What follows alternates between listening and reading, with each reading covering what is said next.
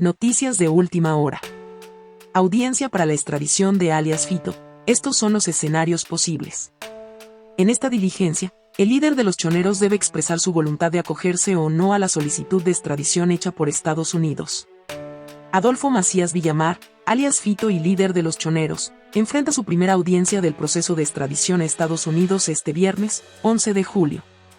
En la diligencia, que se realizará de forma telemática en su totalidad, existen dos vías para su desarrollo. Este viernes, alias Fito será puesto a órdenes de la presidencia de la Corte Nacional de Justicia, encabezada por José Swing, en una audiencia en la que el primer paso es que se consulte si conoce o no las causas por las que se solicita su extradición y luego se lo escuche sobre su voluntad de acogerse o no a la solicitud de extradición hecha por Estados Unidos. Luego de esta audiencia mediante auto se ratifica o modifica la medida cautelar de prisión preventiva que pesa en contra del requerido. Esta medida sería viable en su totalidad, pese a que el líder de los choneros ya se encuentra guardando prisión dentro de La Roca. El proceso se da en atención al pedido del fiscal del Distrito Oeste de Nueva York, Joseph Nosella, ya que alias Fito es acusado en territorio estadounidense. ¿Qué pasa si alias Fito acepta ser extraditado? En caso de que alias Fito acepte el pedido de extradición que ha hecho Estados Unidos a Ecuador, inicia un proceso de extradición simplificada. Cuando el requerido manifiesta su voluntad para ser extraditado, se procede con la extradición simplificada y se realiza previo un análisis pormenorizado de cada uno de los requisitos, así como el cumplimiento de los principios básicos que regulan el procedimiento de extradición, garantizado de esta forma el debido proceso, señala el manual de extradición vigente con el que se maneja la CNJ para estos procesos. ¿Qué pasa si alias Fito no acepta ser extraditado? En el escenario de que el líder de los choneros no acepte ser extraditado y se muestre en contra del pedido, se dará lugar a una audiencia oral. En esta diligencia, para la que se señalará una fecha y una hora nueva, la Fiscalía General del Estado intervendrá para exponer la solicitud de extradición, indicar el cumplimiento de requisitos y realizar el alegato correspondiente mediante el cual solicita al presidente de la CNJ la entrega de la persona reclamada. Asimismo, en caso de darse esta diligencia, intervendrá el abogado defensor del requerido, quien expondrá fundamentadamente los motivos por los cuales considera que no se debe otorgar la extradición. En esta audiencia también el requerido podrá realizar una intervención sin juramento, y de ser necesario, será asistido por el intérprete designado. Una vez que se realiza esta diligencia, comienza a correr un plazo de 3 días para que el presidente de la CNJ emita su sentencia concediendo o negando la extradición solicitada. En el manual de extradición se explica ante cualquiera que fuere la resolución se puede interponer un recurso de apelación que debe ser resuelto por un tribunal conformado por jueces de la Sala Penal, Penal Militar, Penal Policial, Tránsito, Corrupción y Crimen Organizado de la Corte Nacional de Justicia o el mismo tribunal designado para conocer un primer recurso de apelación si se presentó en su momento. ¿Qué sigue después si se dispone la extradición? Una vez en firme la sentencia que determina procedente la solicitud de extradición, esta es enviada a la Presidencia de la República, que decidirá sobre la entrega del extraditable. Para concretar esta entrega se deben verificar ciertas garantías, como que el juzgamiento o cumplimiento de la pena sean acordes a la legislación ecuatoriana. Asimismo, que el Estado requirente, en este caso Estados Unidos, otorgue la garantía de que la persona procesada o sentenciada no será expuesta a tratos crueles, inhumanos y degradantes o sentenciado a pena de muerte. Una vez obtenidas y aceptadas las garantías, se informará a las autoridades de Estados Unidos que el extraditable se encuentra a su disposición, con lo que se da inicio a la fase de ejecución que concluye con la entrega de la persona requerida. Una vez concretada la entrega, se archiva el expediente. Seguimos con las noticias. Les contamos ahora que alias Fito podría negarse a ser extraditado e incluso apelar la decisión que se tome en la Corte Nacional de Justicia. Según una constitucionalista, esto podría dilatar el proceso que, de concretarse, sería inédito en el país. Este viernes por la tarde será la audiencia de extradición de José Adolfo Macías Villamar, alias Fito. Y ya se conoce que si no se opone, el cabecilla de los choneros podría ser enviado a Estados Unidos en un mes aproximadamente. Lo que verificará el presidente de la Corte Nacional de Justicia son los requisitos de si hay doble tipicidad, si efectivamente no va a darse una pena de muerte, si no va a recibir tratos crueles, inhumanos o degradantes, y con base en aquello, entonces, él podría ser entregado. De esta decisión del presidente de la Corte Nacional, pues tiene que ser ratificada por el presidente de la República, que es quien dispone básicamente la entrega. Pero, ¿qué pasa si se resiste? La constitucionalista Pamela Aguirre dice que ahí el procedimiento es otro y claro, tomará más tiempo, pues Fito podría apelar y más de una vez. Si es que niega el pedido de la persona procesada, pues esto regresa efectivamente al presidente. El presidente convocará a una segunda audiencia en la que ahí efectivamente ya se analizará si es que existe mérito o no. Luego de esta decisión, inclusive nuevamente podría ser apelada por parte de la persona que está siendo solicitada. ¿Y qué sucede con las penas que aún debe cumplir en Ecuador? La respuesta depende de cómo se aplique el procedimiento. Si se aplica con este efecto diferido, eventualmente él cumple la pena en Estados Unidos, pero en el Ecuador todavía tendría procesos pendientes. O contrario sensu, podría darse el caso de que efectivamente se llegue a una negociación de que pues todos los cargos podrían imputarse por los efectos que estos producen en los Estados Unidos. Si se concreta, Fito se convertiría en el primer narcotraficante extraditado desde Ecuador, pues al menos una decena han terminado en Estados Unidos tras ser detenidos en Colombia. El último de ellos, alias Gato Farfán, extraditado en enero de 2024. El acuerdo de conciliación firmado con Power China para dejar de lado el arbitraje internacional y operar la central Coca-Cola Sinclair es un proceso largo en el que deberá participar la Procuraduría General. Para el exministro de Energía, Fernando Santos, se trata de una decisión acertada pero apresurada. De 1.000 a 1.200 millones es la cantidad que el país debió haber tenido en mente, según el exministro de Energía, Fernando Santos Albite, previo a firmar un acuerdo con la empresa estatal Power China, filial de Sinohydro, por los daños en la construcción de la central hidroeléctrica Coca-Cola Sinclair, pues solo por las más de 17.000 fisuras, el país presentó la demanda de 580 millones a nivel internacional. A mí me sorprende si nos dan 400, los 180 que faltan, ¿cómo así se les perdona? ¿Con qué autoridad? ¿Con qué argumentos? Aunque la ministra de Energía, Inés Manzano, no ha dado mayores detalles del acuerdo de conciliación firmado días atrás, reconoció que será un proceso largo, pues tal como se optó por el arbitraje, dejarlo atrás se debe dar por el camino legal. Tenemos 3 documentos legales previos a hacerlo. Nosotros seguimos avanzando. La Procuraduría también va a tener que hacer su propia... Entonces, puede ser que sean unos meses. No es la primera vez que el país busca un acercamiento con Power China para la operación de Coca-Cola Sinclair. En septiembre de 2023, el gobierno de Guillermo Lasso tuvo varias reuniones con los representantes de la compañía. De acuerdo al ministro de la época, se sentaron bases para llegar a un acuerdo, pero antes se debía calcular el valor de la obra como tal y la indemnización para el Estado. Yo les propuse que se nombre una banca internacional, que tienen que intervenir técnicos que digan cuántos son los años, cuánto tienen que pagar, cuánto les vamos a pagar por el kilovatio hora vendido. La construcción de Coca-Cola Sinclair inició en 2009, la obra se inauguró en 2016. Aunque se dijo inicialmente que el costo fue de 2.200 millones, investigaciones posteriores determinaron que el valor real fue de 3.300. Para financiarlo, el país obtuvo un crédito con el Exim Bank de China por cerca de 1.700 millones, préstamo que aún se está cancelando. Abogado, présteme, justamente estamos preparando el tema de la denuncia. Sé mucho por cosas como estas.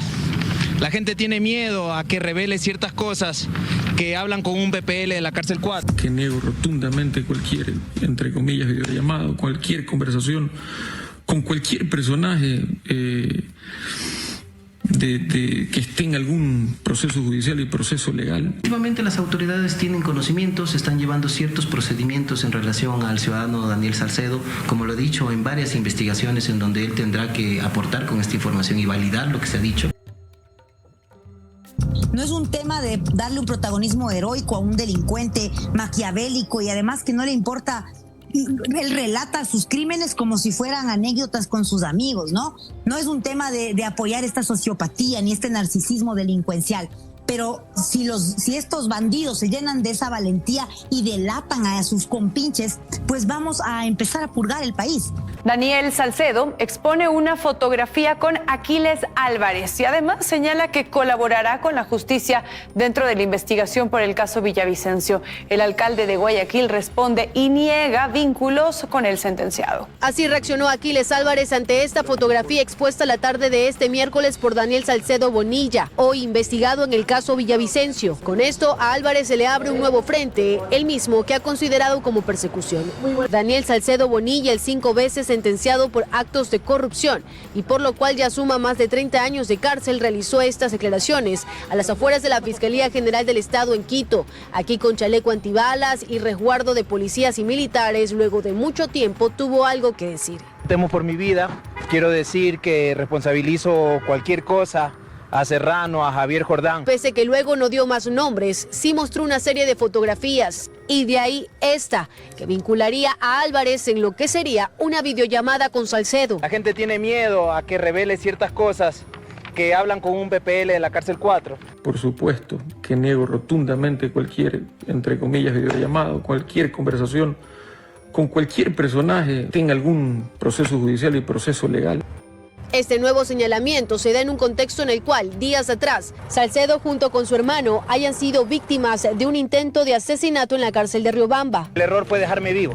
Lo que les aconsejo es que se preparen, porque tengo todas las pruebas para todos los que se han unido para esta causa. La asambleísta de la Revolución Ciudadana, Yajaira Urresta, se declaró en rebeldía y anunció su salida del correísmo por roces con su líder Luisa González. Con esta baja en la asamblea, el movimiento se queda con 62 legisladores. Nuevamente la Revolución Ciudadana se ve golpeada por una crisis interna. En esta misma semana se queda sin 2 asambleístas. Este jueves, la legisladora Yajaira Urresta hizo pública su salida del movimiento correísta. Me declaro en rebeldía frente a cualquier forma de poder que pretenda imponerme el silencio, de cualquier forma de que pretenda que mi labor legislativo corresponda al nombre de la señora Luisa González. Desde este momento me declaro asambleísta independiente. La razón, una frase despectiva que habría usado la líder de la Revolución Ciudadana, Luisa González, refiriéndose a ella debido a su discapacidad en uno de sus ojos. Llamándome tuerta de mi... No se trata simplemente de una ofensa personal, es una muestra de desprecio a lo que mucho vale esta lucha por miles de ecuatorianos, por 18 millones de ecuatorianos. Esto no puede llamarse compañera, camarada, ni mucho menos líder.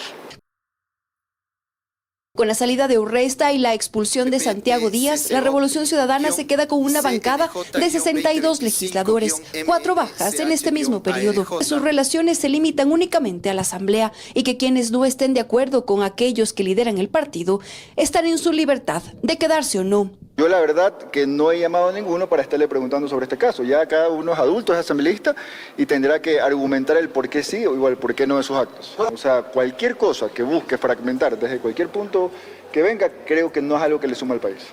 Este jueves, la bancada correísta mantuvo una reunión por Zoom donde se habría analizado posibles desacuerdos internos e incluso la salida de otros asambleístas. Para saber si esto se concreta o no, habrá que esperar. Así es, el gobierno intervino a la Agencia Municipal de Tránsito de Manta tras detectarse la influencia de la banda criminal Los Choneros. Los servicios en esta dependencia quedan suspendidos por 30 días. La intervención fue liderada por el ministro del Interior, John Reinberg, el comandante general de la policía, Pablo Dávila, quienes ingresaron a las instalaciones de la Agencia Municipal de Tránsito para tomar el control y las competencias de esta entidad, que estará cerrada durante 30 días que tome la investigación. Esta vez fue el turno de la Agencia de Tránsito de Manta. La mañana de este jueves, el ministro del Interior, John Reinberg, y cerca de 300 uniformados llegaron hasta las instalaciones de esta dependencia municipal y de la terminal terrestre para de manera oficial tomar el control. Este tema de las competencias no ha sido nada más que entregar esta gran responsabilidad a gente irresponsable que no ha sabido manejar debidamente, en este caso, el tránsito de la ciudad, la agencia de tránsito. El ministro aseguró además que desde ahora inicia la etapa de levantamiento de información y detalló que los servicios como matriculación y revisión vehicular se encuentran suspendidos por 30 días o el tiempo que se considere necesario. La administración de la agencia de tránsito va a manejar la operación de la agencia de tránsito. El 100% de lo que se manejaba aquí en la agencia lo va a hacer Policía Nacional. La intervención responde a los vínculos descubiertos entre funcionarios municipales e integrantes de los choneros. La última evidencia, Cristian Mendoza, quien trabajaba en la institución pública como supervisor y a la vez era guardaespaldas de Adolfo Macías, alias Fito. Según las investigaciones, el sistema de matriculación de la Agencia de Tránsito de Manta era hackeado constantemente. Desde enero a la fecha, se han matriculado 35.000 vehículos, cuando la capacidad no debía pasar de cerca de 13.000. Hay mucho que revisar. Hemos salido de los archivos que parecen basureros. Toda una desgracia en cartones doblados, llenos de tierra, sin ningún control, documentos que se evidencian que se han hecho cambios, matriculaciones, cambios de propietarios, etcétera, de vehículos de otras provincias. Ya sabrán ustedes por qué se hacen aquí. Mientras dure la intervención, los policías ejercerán las funciones de tránsito y también reforzarán la seguridad ciudadana. Acción Democrática Nacional señala de complicidad a asambleístas correístas que apoyaron proyecto de ley de Santiago Díaz, denunciado por presunta violación. Proyecto en cuestión propone que el consentimiento para una relación sexual sea a partir de los 14 años. La bancada legislativa Acción Democrática Nacional señaló este miércoles a los asambleístas del correísmo que apoyaron un proyecto de ley presentado por Santiago Díaz, denunciado por el presunto delito de violación, en el que se propone que el consentimiento para una relación sexual sea a partir de los 14 años. Este proyecto fue presentado en la Secretaría de la Asamblea Nacional. En el documento, que tiene 18 páginas, constan las firmas de apoyo de legisladores del correísmo.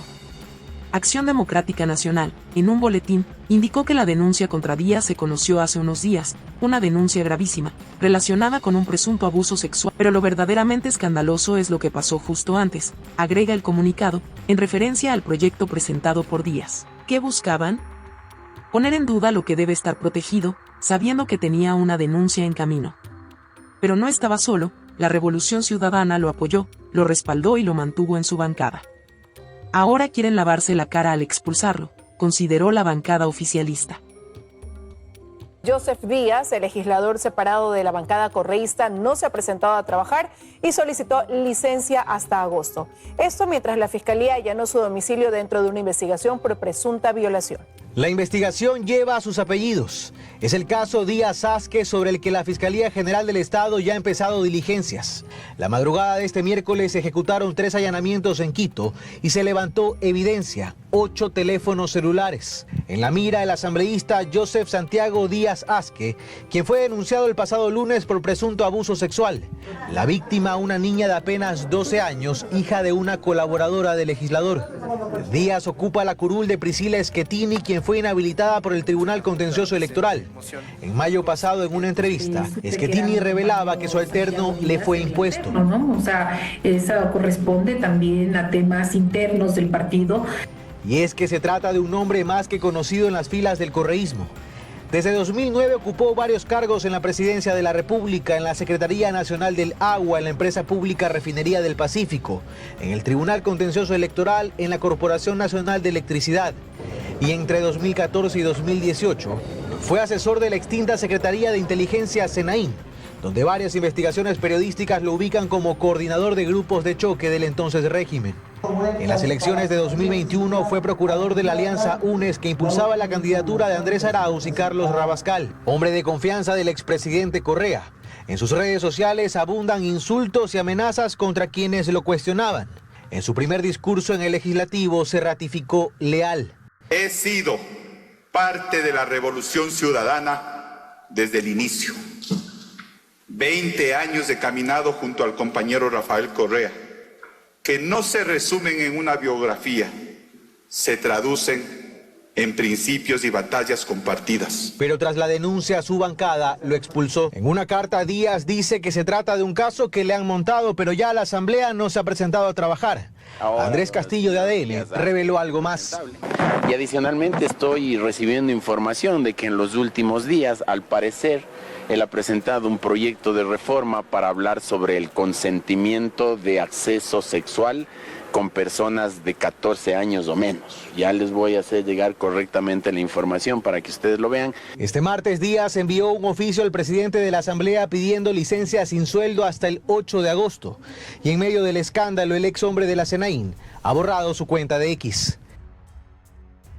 Gremios y sindicalistas insisten sobre los peligros de la Ley de Integridad Pública, entre ellos la estabilidad de los servidores públicos. Esto mientras el oficialismo en la Asamblea busca aclarar los cambios en la LOCEP, la ley que los regula.